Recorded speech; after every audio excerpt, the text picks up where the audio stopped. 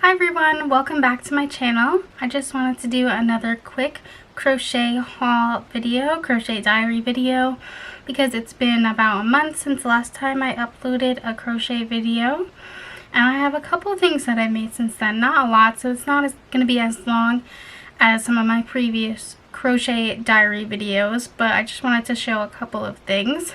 And as always, I will put in the description the video tutorial that I followed for the crochet pattern for everything that I'm going to show, if there is one. I will also talk about how much I sell these items for, either on my Etsy shop or at craft fairs. I will also talk about whether I think that these patterns are beginner friendly or not, which is something that I don't think I've talked about previously. Sometimes I mention if a pattern is particularly hard, but I'm realizing that a lot of people who watch my videos are probably beginner crocheters looking for patterns that they can work on. So I will let you know the difficulty level that I felt it was. In my last crochet diary, which was really a yarn haul, but I did show some of the things that I made, I remember that at the end of that video I showed leftover yarn that I had from the project that I was working on in that video. I don't think I ever showed the final product of that leftover yarn, so that's what I'm going to start with. And that is this ripple sweater.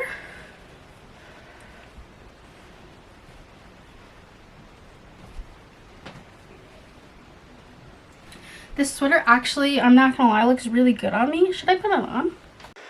I put it on over my dress, so this is a dress, but it looks like a skirt now. But no, I really loved the fit of this. So I really wanted to keep it for myself, but I figured maybe I'll just put it up at craft fairs for the rest of the year. And if no one buys it by the end of the year, then maybe I will keep it. And I have this marked as a 2XL, $40. So there's actually not really a pattern for this sweater itself, but I can link the video where I learned how to make the ripple stitch, which is when it goes wavy like this, because that was a pretty easy video to follow. I think it's a pretty easy stitch to learn. The problem with making a sweater out of the ripple stitch that I found is that you can't control the size too much. Maybe you can control it by changing the hook size, but not so much changing the measurements, because the ripple stitch that I follow has to have a foundation chain that is a multiple of 14. So you can't, usually when you're going in between sizes of a sweater, you're kind of only adding a couple of stitches. You're not adding 14 stitches, but it has to be either stop here or add 14 more. So that's why this sweater ended up a 2XL. I do have another ripple sweater that I can show. This is the first one that I made, and it's about like a medium or a large, kind of in between. So I wanted to make a bigger size, but that required adding 14 more stitches.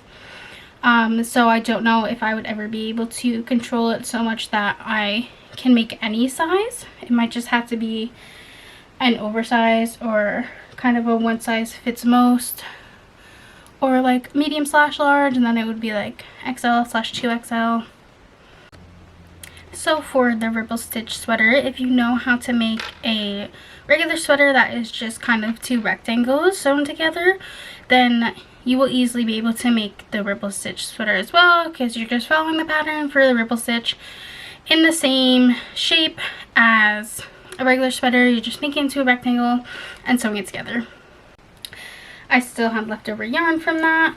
So beanie, I always sell beanies for $12, but I marked this as 10 actually, probably because it was made out of scrap yarn. I had a lot of leftover orange yarn, so I made a lot of pumpkin coasters. Just trying to make it focus. Okay. Probably it's blending it with my dress. But this is just crocheting in a circle, except for the bottom to make a little tiny indent. So you're doing double crochets in the circle all along, but then in the last row in the middle of the bottom, you're just gonna do a half double, a single, a half double, and then go back to doing double crochets. So this is very, very, very easy pattern. Definitely beginner friendly. And along the same lines, I made this sweater vest that has a pumpkin on it. I made this in a size small and didn't make it for anything in particular, but I did put it on my Etsy shop, as well as I will be bringing it to craft fairs, even though actually by the time I have a craft fair, Halloween will be over, so I don't know if anyone will want this.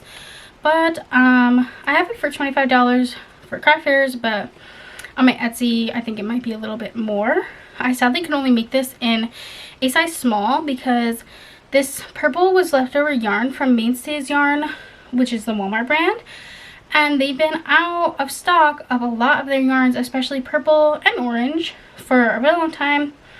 So I haven't put this on my Etsy shop in a way where people can select sizes and I can make any size, just because of the fact that there's no guarantee that I'm going to be able to get the yarn. It's constantly out of stock right now. So I just put on my Etsy shop that if anyone wants it in a slightly different shade of purple, then I can definitely do that.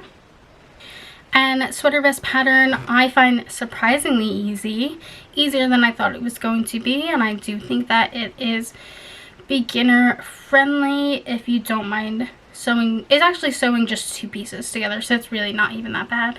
I am sorry if I say that something is beginner friendly and it ends up not being beginner friendly, because I just consider everything I do to be beginner, even though I have been crocheting for over 6 years. I just still think of myself as a beginner. But if you see something that I call beginner and you think that it's too hard, too advanced, that's no big deal. That doesn't mean that that you're never gonna be able to do it. It's just that I mistakenly took it as beginner friendly and maybe it wasn't. And the next piece that I have was a custom order on my Etsy shop, which is a purple heart sweater.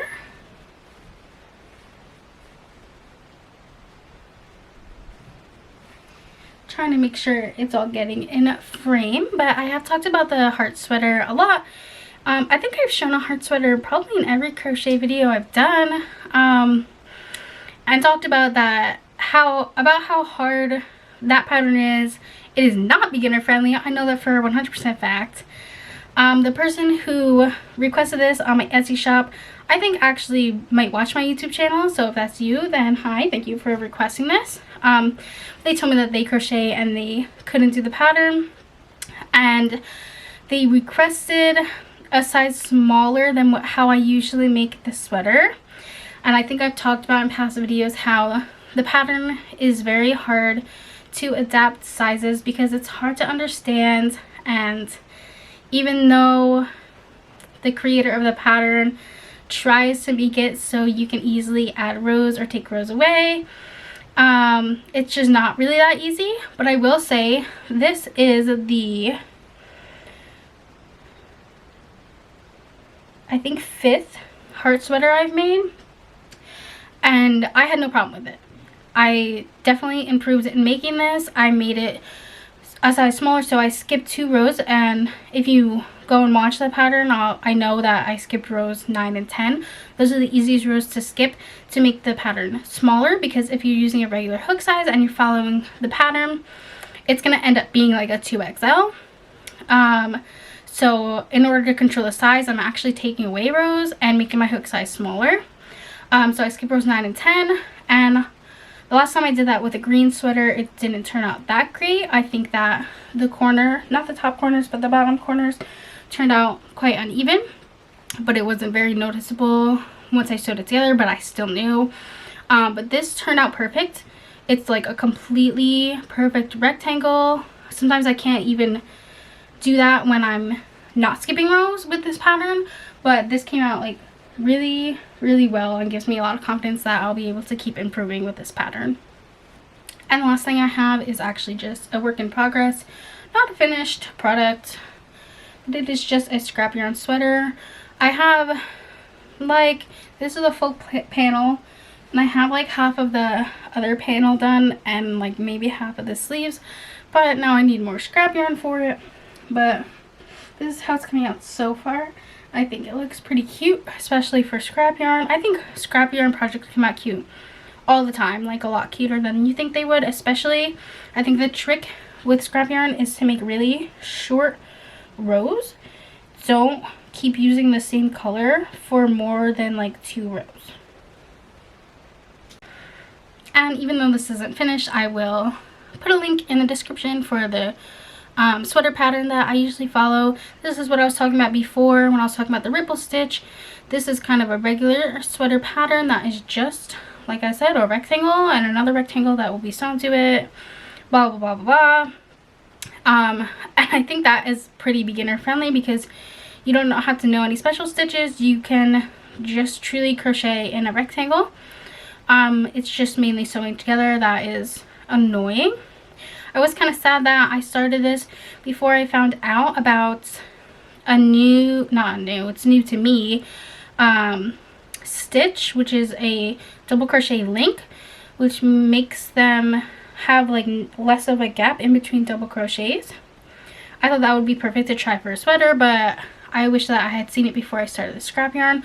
Also, the pattern that I follow, the video tutorial, they are only doing double crochets the whole time. I do one row of double and one row of double and one row of single crochet. I don't know if that helps really with the gapping and everything, but I think it looks a little bit tighter, which makes it look neater to me.